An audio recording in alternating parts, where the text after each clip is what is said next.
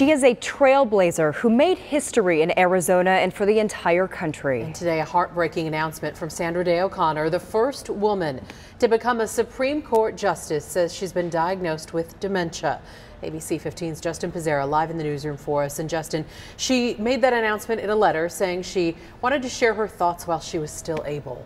Yeah, that's right, Katie. She wrote that letter released today, and she started it off by saying, "To friends and fellow Americans." Now, she talks about that diagnosis and says that she is stepping away from public life, but there is a reason she is very familiar with this disease. Words of support and encouragement pouring in from around the country. Sandra Day O'Connor writes a letter dated today, the words nobody wanted to hear. She writes some time ago she was diagnosed with the beginning stages of dementia, probably Alzheimer's.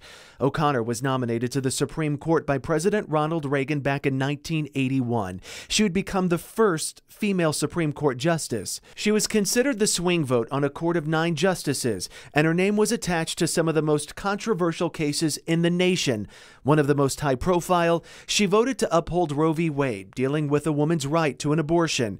She retired from the bench in 2006 to take care of her husband, who had Alzheimer's.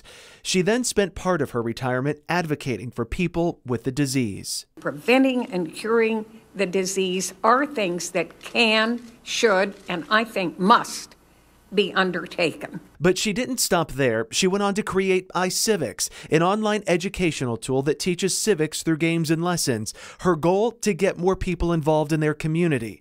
Today, she announced she'd be stepping away from the nonprofit. O'Connor closed out her letter by saying, "God bless you all." So O'Connor says that she will stay in Arizona, the place where she grew up, and she actually was raised on a ranch on the New Mexico border.